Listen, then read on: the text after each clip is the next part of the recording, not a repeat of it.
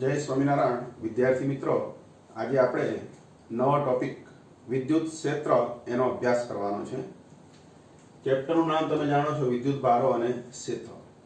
વિદ્યુત ભારો વિશે આપણે ઘણી બધી ચર્ચા કરી, પણ આજે વિદ્યુત ક્ષેત્ર એટલે શું એની ચર્ચા આપણે કરવાની છે। તો વિદ્યુત ક્ષેત્ર એ ખૂબ જ અગત્યનો ટોપિક છે। આના પછીના જે ટોપિક્સ આવશે કે વિદ્યુત ડાયપોલ, એના પછી ગાઉસનો નિયમ, એના ઉપયોગો, વિદ્યુત ફ્લક્સ વગેરેમાં વિદ્યુત ક્ષેત્રનો જે ખ્યાલ છે એ ખૂબ જ ઉપયોગી છે। આ ઉપરાંત ચેપ્ટર 2 માં તમે વિદ્યુત સ્થિતિમાન અને કેપેસિટન્સ ભણશો, તો એમાં પણ આ વિદ્યુત ક્ષેત્રનો ખ્યાલ ખૂબ જ ઉપયોગી છે। એટલે આ ખૂબ જ પાયાનો ટોપિક છે એવું આપણે કહી શકીએ।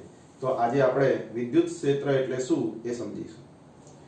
વિદ્યાર્થી મિત્રો, વિદ્યુત ક્ષેત્ર સમજવા જોડે જોડે આપણે બિંદુવત વિદ્યુતભારનું વિદ્યુત ક્ષેત્ર પણ સમજવાનું છે। તો સાદી ભાષામાં કહીએ કે વિદ્યુત ક્ષેત્ર એટલે શું, તો કોઈ વિદ્યુત ભાર અથવા વિદ્યુત ભારિત તંત્ર એની આસપાસના વિસ્તારમાં એની જે અસર પ્રવર્તે બળ લગાડવાની એને વિદ્યુત ક્ષેત્ર કહેવામાં આવે છે। તો વિદ્યુત ક્ષેત્ર એને ટૂંકમાં કહેવું હોય તો એ અસર છે, વિદ્યુત ભારની એક એવી અસર કે જે अन्य विद्युत भार पर बल लगाड़े, ए असर ने विद्युत क्षेत्र कहेवामां आवे छे। विद्यार्थी मित्रों, विद्युत क्षेत्र ने आपणे सारी रीते समजવું હોય તો સૌપ્રથમ બિંદુવત વિદ્યુત ભારનું ઉદાહરણ લઈને એને સમજીએ। તો આકૃતિમાં દર્શાવ્યા મુજબ આ કોઈ XY સમતલનું આ ઉગમ બિંદુ છે। આ ઉગમ બિંદુ પર કેપિટલ Q એ બિંદુવત વિદ્યુત ભાર મૂકેલો છે। એનાથી r જેટલા અંતરે r સ્થાન સુધી ધરાવતા બિંદુએ બિંદુ P પાસે ધારો કે સ્મોલ q વિદ્યુત ભાર મૂકવામાં આવે છે।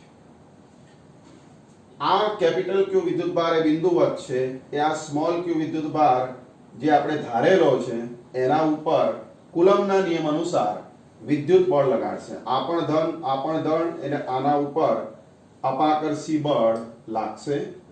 तो कैपिटल Q विद्युत भार वडे स्मॉल q पर F बळ लागशे कूलमना नियमानुसार। आ बळનું મૂલ્ય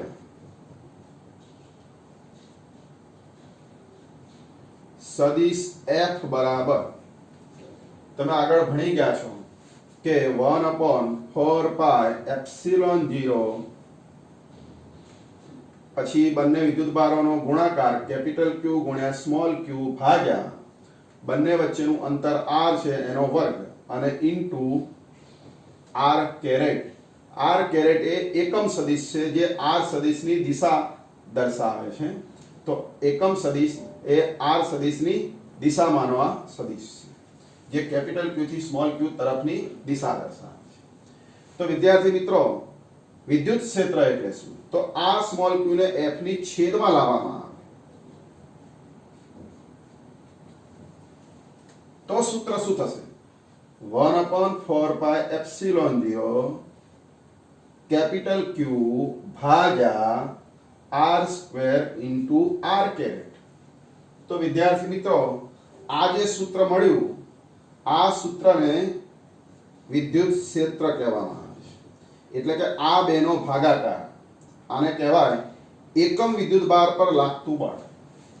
એકમ વિદ્યુત ભાર પર લાગતું બળ એટલે કે આ બેનો ભાગાકાર F ભાગ્યા Q, એને કહેવાય આ બિંદુ પાસે એકમ વિદ્યુત ભાર પર લાગતું બળ એને વિદ્યુત ક્ષેત્ર કહેવામાં આવે છે।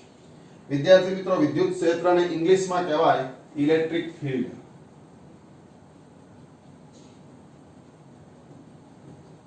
તો એનો પહેલો અક્ષર E, એના પરથી આપણે આની સંજ્ઞા એને E વડે દર્શાવવામાં આવે છે। ઉપર તીર સદિશ નિશાની, કારણ કે વિદ્યુત ક્ષેત્ર એ સદિશ રાશિ છે। તો વિદ્યુત ક્ષેત્ર એટલે શું તમને ખ્યાલ આવી ગયો હશે। વિદ્યાર્થી મિત્રો, કે આ જે વિદ્યુત ક્ષેત્ર છે એનું સૂત્ર 1/4 pi epsilon 0 q by r square r caret થશે। હવે આગળ વધીએ કે જો આ વિદ્યુત ક્ષેત્ર એને આપણે વિદ્યુત ક્ષેત્ર પરથી બળ શોધવું હોય તો આના પરથી આપણે આવું સૂત્ર લખી શકીએ કે સદિશ Fr ઇઝ ઇક્વલ ટુ આ q ગુણાકારમાં જાય તો q ગુણ્યા સદિશ E ઇન્ટુ r સદિશ જો Q1 એકમ લેવામાં આવે તો જ્યારે વિદ્યુતભાર 1 કુલમ હોય ત્યારે તેના પર લાગતું બળ એ એનું વિદ્યુત ક્ષેત્રની તીવ્રતા કહેવાય. તો આના પરથી વિદ્યુત ક્ષેત્રની તીવ્રતાની વ્યાખ્યા આપવી હોય કે વિદ્યુત ક્ષેત્રની તીવ્રતા એટલે શું, તો કોઈ વિદ્યુત ભાર અથવા વિદ્યુત ભારિત તંત્રની આસપાસના વિસ્તારમાં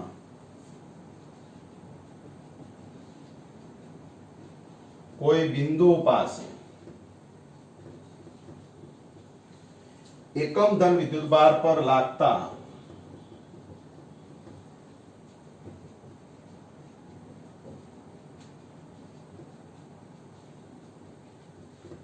વિદ્યુત બળને તે બિંદુ પાસે તે વિદ્યુતભારિત તંત્રની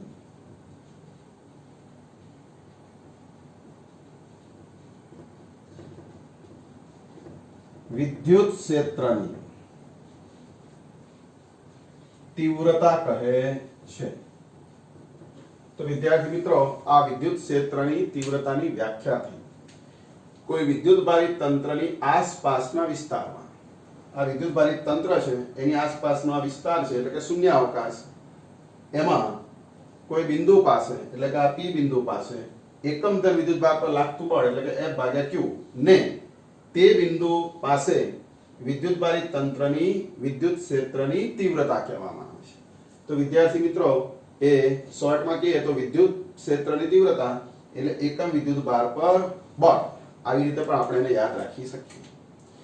વિદ્યાર્થી મિત્રો, આ સૂત્ર પરથી તીવ્રતાનો એકમ જે વારંવાર પરીક્ષામાં પૂછાય છે કે તીવ્રતાનો SI એકમ, વિદ્યુત ક્ષેત્રની તીવ્રતાનો SI એકમ, બળનો ન્યૂટન અને વિદ્યુતભારનો કુલમ એટલે ન્યૂટન પર કુલમ, અથવા બીજો પણ એકમ છે જે ચેપ્ટર 2 માં ભણશો, વોલ્ટ પર મીટર. જો પારિમાણિક સૂત્રની વાત કરીએ કે પારિમાણિક સૂત્ર આનું, બળનું પારિમાણિક સૂત્ર તમે જાણો છો વિદ્યાર્થી મિત્રો કે બળનું પારિમાણિક સૂત્ર m1L1T-2 છેદમાં કુલમ એટલે T1A1, એટલે જો એનો ભાગાકાર કરીએ કે m1L1T-2 ભાગ્યા વિદ્યુતભારનું T1A1, તો આનો ભાગાકાર થાય m1L1T-3, એક ઉમેરી જાય -3 અને A-1 એ ઉપર જતા. તો આવી રીતે વિદ્યાર્થી મિત્રો વિદ્યુત ક્ષેત્ર એનું આ પારિમાણિક સૂત્ર છે. તો વિદ્યાર્થી મિત્રો, તમે સમજી ગયા છો કે વિદ્યુત ક્ષેત્ર એટલે શું. ઇન શોર્ટ, વિદ્યુત ક્ષેત્ર એટલે કોઈ વિદ્યુતભારિત તંત્ર વડે કોઈ બિંદુ પાસે એકમ વિદ્યુતભાર પર લાગતું બળ, જેને E વડે દર્શાવાય. એકમ ન્યૂટન પર કુલમ, પારિમાણિક સૂત્ર m1L1T-3 A-1. જો આટલું યાદ રાખશો તો આપણે વિદ્યુત ક્ષેત્ર સમજ્યા છે એવું કહી શકાય. હવે આપણે નેક્સ્ટ ટોપિક તરફ જઈએ આગળ. વિદ્યુત ક્ષેત્ર અંગે અગત્યના મુદ્દાઓ જણાવો. આ પણ 2 માર્કમાં પૂછાય છે પ્રશ્ન. તો હવે આપણે વિદ્યુત ક્ષેત્ર અંગેના અગત્યના મુદ્દાઓ અથવા એની વિશેષતા એ આપણે ભણીશું.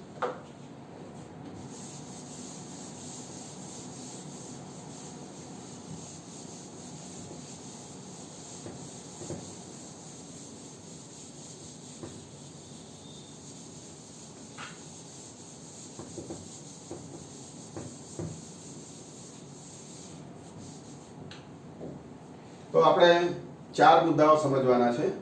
વિદ્યુત ક્ષેત્રની વિશેષતા, આકૃતિ દ્વારા એને સમજીશું. વિદ્યુત ક્ષેત્રની વિશેષતા. સૌપ્રથમ કે અહીંયા 2 વિદ્યુતભારોની આપણે વાત કરી. તો Q વિદ્યુતભાર, જે વિદ્યુતભાર વિદ્યુત ક્ષેત્ર ઉત્પન્ન કરે એને સ્ત્રોત વિદ્યુતભાર કહેવામાં આવે છે. અહીંયા Q વિદ્યુતભાર એ વિદ્યુત ક્ષેત્ર ઉત્પન્ન કરે છે, આની અસર અહીંયા પ્રવર્તે છે એટલે આને કહેવાય સ્ત્રોત વિદ્યુતભાર. તો પહેલો મુદ્દો, વિદ્યુત ક્ષેત્ર ઉત્પન્ન કરતા વિદ્યુતભારને સ્ત્રોત વિદ્યુતભાર કહે છે। આકૃતિમાં કેપિટલ ક્યુ એ સ્ત્રોત વિદ્યુતભાર છે। હવે આ સ્ત્રોત વિદ્યુતભારનું પરીક્ષણ કરવા માટે જે વિદ્યુતભાર મૂકવામાં આવે છે, આ ક્યુ સ્મોલ ક્યુ, એને પરીક્ષણ વિદ્યુતભાર કહેવાય। એટલે સ્ત્રોત વિદ્યુતભારના પરીક્ષણ માટે મૂકવામાં આવતા પી બિંદુ પાસે મૂકવામાં આવતા ધારવામાં આવતા વિદ્યુતભારને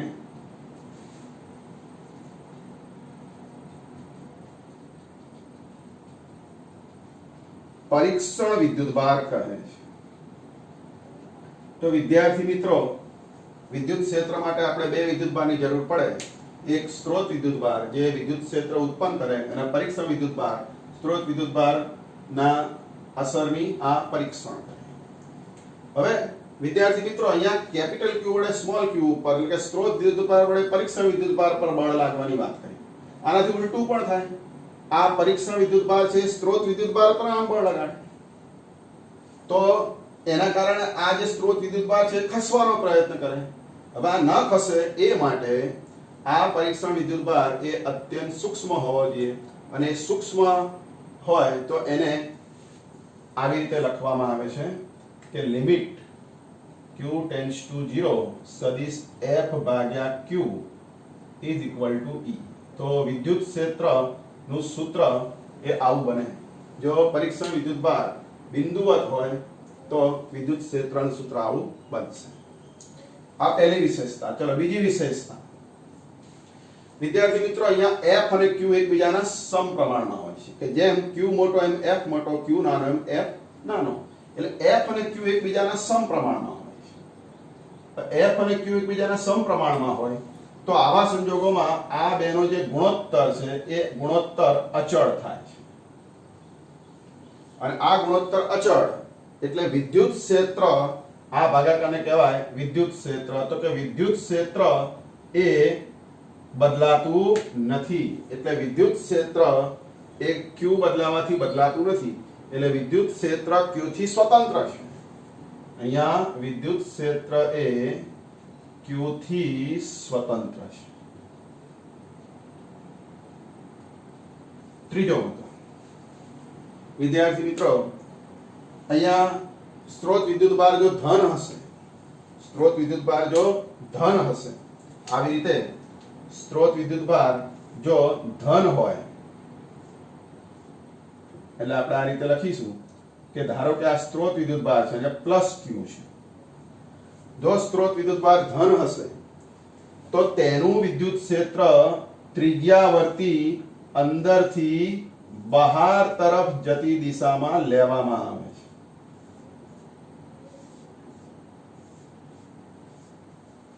જો સ્ત્રોત વિદ્યુતભાર બિંદુવત ધન હોય, પ્લસ ક્યુ હોય, તો એનું વિદ્યુત ક્ષેત્ર એ ત્રિજ્યાવર્તી બહાર જતી દિશામાં હશે। આનાથી ઉલટું, જો સ્ત્રોત વિદ્યુતભાર ઋણ હશે તો આનું વિદ્યુત ક્ષેત્ર બહારથી અંદર તરફ, ત્રિજ્યાવર્તી દિશામાં બહારથી અંદર તરફ હોય છે। આવી રીતે તો વિદ્યાર્થી મિત્રો, બિંદુવત ધન વિદ્યુતભારનું વિદ્યુત ક્ષેત્ર ત્રિજ્યાવર્તી બહાર તરફ, ઋણ વિદ્યુતભારનું વિદ્યુત ક્ષેત્ર ત્રિજ્યાવર્તી અંદર તરફ હોય છે। તો આ ત્રીજો મુદ્દો થયો। અને ચોથો મુદ્દો એટલે કે ચોથી વિશેષતા કે અહીંયા વિદ્યુત ક્ષેત્ર, આ પી બિંદુ પાસે વિદ્યુત ક્ષેત્ર એ અંતરના વર્ગના વ્યસ્ત પ્રમાણમાં હોય છે, એટલે કે અંતર પર આધારિત છે। આ બળ એ પણ અંતરના વર્ગના વ્યસ્ત પ્રમાણમાં હોય તો વિદ્યુત ક્ષેત્ર પણ અહીંયા બળની દિશામાં હોય છે, બળની દિશામાં હોય છે, એટલે કે વિદ્યુત ક્ષેત્ર પણ અંતરના વર્ગના વ્યસ્ત પ્રમાણમાં, એટલે અંતર પર આધારિત હોય છે, એટલે કે વિદ્યુત ક્ષેત્ર એ અંતરના વર્ગના વ્યસ્ત પ્રમાણમાં હોય છે।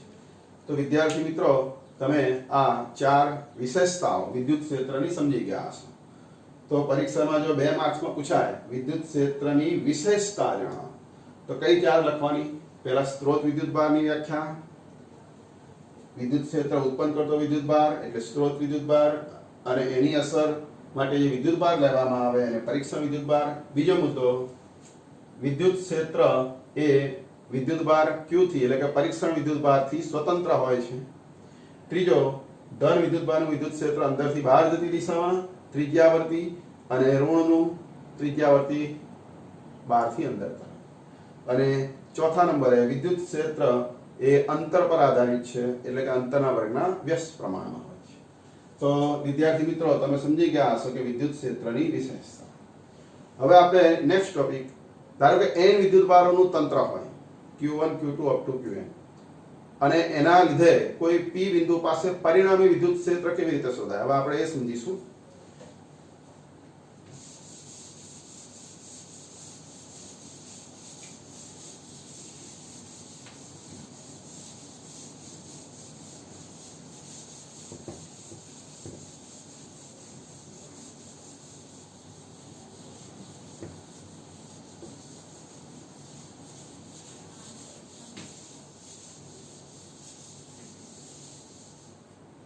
તો પ્રશ્ન છે, n વિદ્યુત ભારોના તંત્રને લીધે કોઈ બિંદુઓ પાસે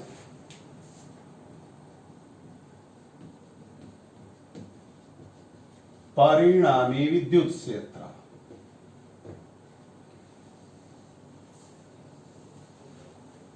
વિદ્યાર્થી મિત્રો, આ શોધવા સૌપ્રથમ આકૃતિ દોરીશું. આપણે ધારી લઈશું કે Q1 Q2 up to Qn વિદ્યુતભારો જેના સ્થાન સદિશો ઉગમ બિંદુને અનુલક્ષીને R1 R2 up to Rn છે.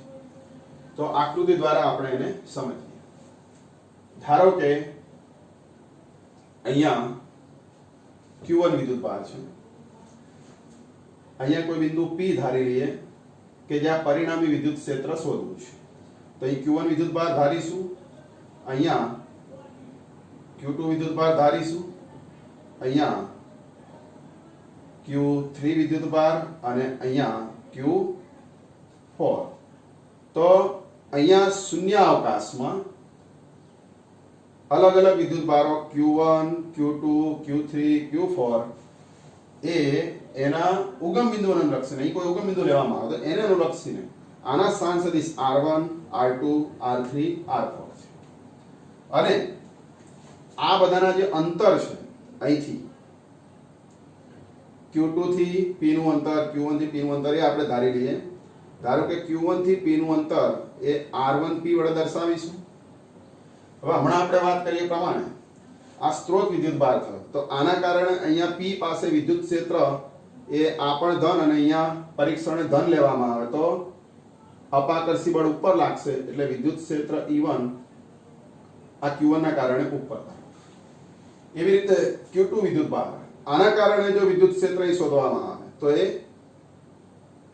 આ બંનેને જોડતી રેખા પર એટલે કે અહીંયા R2P અંતર હોય આ બે વચ્ચેનું, તો વિદ્યુત ક્ષેત્ર અહીંયા જમણી બાજુ E2 હશે.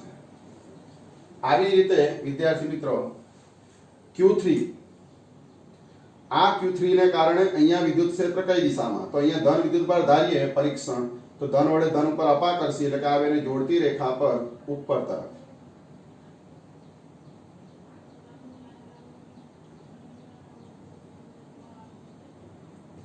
અને આ જે Q4 વિદ્યુતભાર છે એના કારણે અહીંયા વિદ્યુત ક્ષેત્ર આ બેને જોડતી રેખા પર આ બાજુ ઉપર તરફ.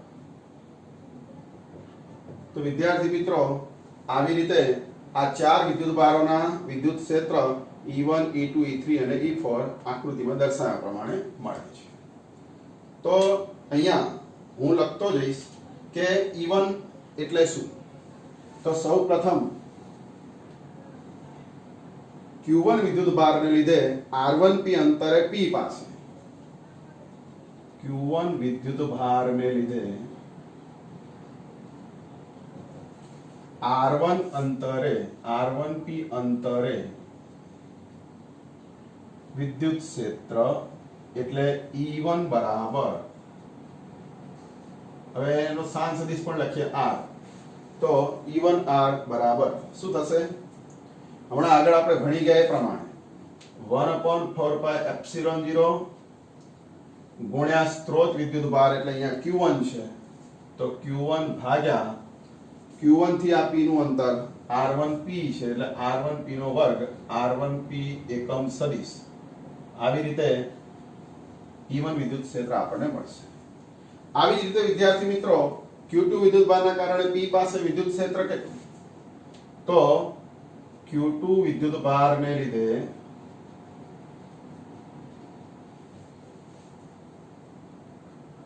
R2P અંતરે વિદ્યુત ક્ષેત્ર સદિશ E2 બરાબર 1/4πε0.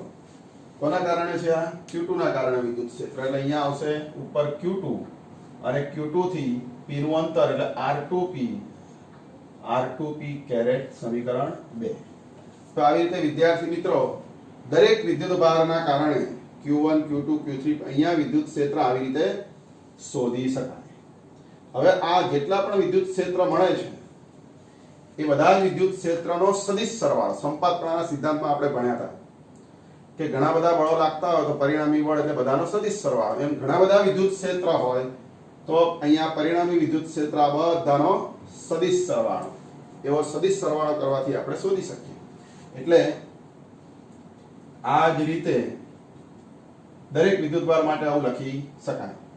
તો આ જ રીતે Q1 Q2 Q3 up to Qn વિદ્યુતભારોના વિદ્યુત ક્ષેત્રનું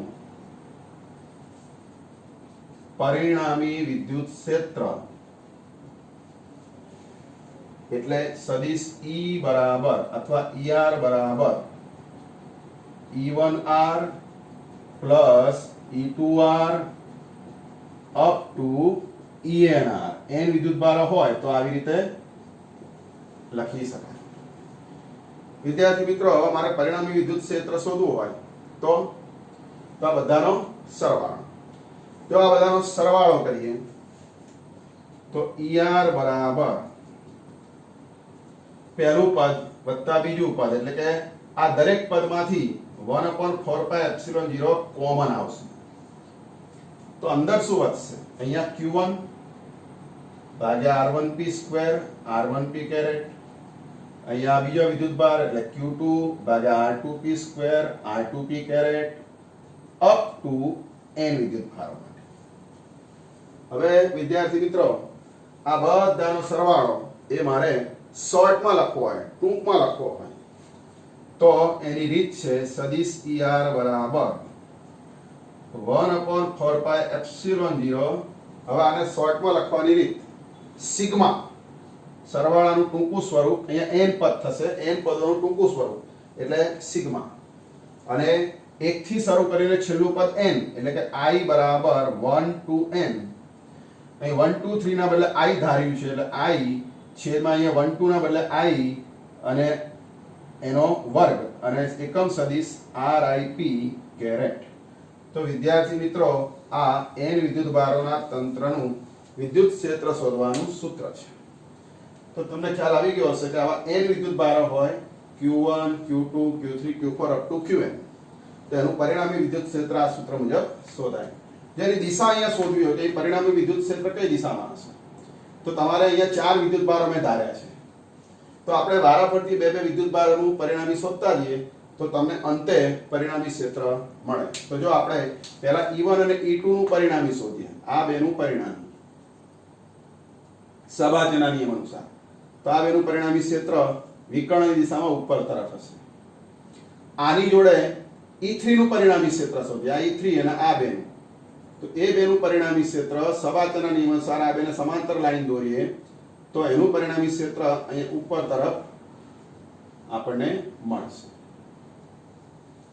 અને હવે આ બેનું પરિણામી ક્ષેત્ર ચોથા જોડે, આનું ચોથા જોડે, તો અહીં સબાચના નિયમ અનુસાર આને સમાંતર લાઈન દોરીએ આપણે, આને સમાંતર લાઈન અહીંયા દોરવામાં આવે તો આનું પરિણામી ક્ષેત્ર અહીંયા ઉપર તરફ મળશે. તો વિદ્યાર્થી મિત્રો આવી રીતે 4 વિદ્યુત ભારો હોય તો એનું પરિણામી ક્ષેત્ર ઉપર મળશે અને એનું મૂલ્ય આ સૂત્ર મુજબ શોધી શકાય. તો વિદ્યાર્થી મિત્રો તમને ખ્યાલ આવી ગયો હશે કે n વિદ્યુત ભારોનું પરિણામી વિદ્યુત ક્ષેત્ર કોઈ બિંદુ પાસે કેવી રીતે શોધાય. તો આજે વિદ્યાર્થી મિત્રો આજે આપણે 3 થિયરી ભણ્યા. વિદ્યુત ક્ષેત્ર એટલે શું અને બિંદુવત વિદ્યુત ભારનું વિદ્યુત ક્ષેત્ર. એના પછી ભણ્યા વિદ્યુત ક્ષેત્ર અંગેના અગત્યના મુદ્દાઓ એટલે કે એની વિશેષતાઓ. 4 વિશેષતા ભણ્યા. અને ત્રીજું આપણે n વિદ્યુત ભારોનું તંત્ર હોય તો કોઈ બિંદુ પાસે પરિણામી વિદ્યુત ક્ષેત્ર કેવી રીતે શોધાય. તો ત્રણેય પ્રશ્નો 2-2 માર્ક્સમાં બોર્ડની એક્ઝામમાં પૂછાય છે. વિદ્યુત ક્ષેત્ર એ ખૂબ જ અગત્યનો ટોપિક છે. જો વિદ્યુત ક્ષેત્ર તમે સમજી લેશો તો આગળના ટોપિકમાં ઘણી બધી તમને સમજવામાં સરળતા રહેશે. તો આશા રાખું છું કે તમે આ ટોપિક સમજી ગયા હશો. તો હવે નેક્સ્ટ લેક્ચરમાં આગળ જે એક્ઝામ્પલ્સ, ન્યુમેરિકલ્સ અથવા તો જે કંઈ થિયરી આવતી હશે એનો અભ્યાસ આપણે કરીશું. તો આ બધું જ 2-2 વખત લખી અને ટેક્સ્ટમાંથી જોઈ અને સારી રીતે તૈયાર કરશો. અને આનું જે સોલ્યુશન છે એટલે કે આનું જે સ્ટડી મટીરિયલ છે આજના લેક્ચરનું એવું તમને PDF દ્વારા મોકલીશ. એ હોમવર્કમાં તમે કરજો. તો આટલું આજે રાખીએ છીએ. નેક્સ્ટ લેક્ચરમાં નવો ટોપિક ભણીશું. જય સ્વામિનારાયણ.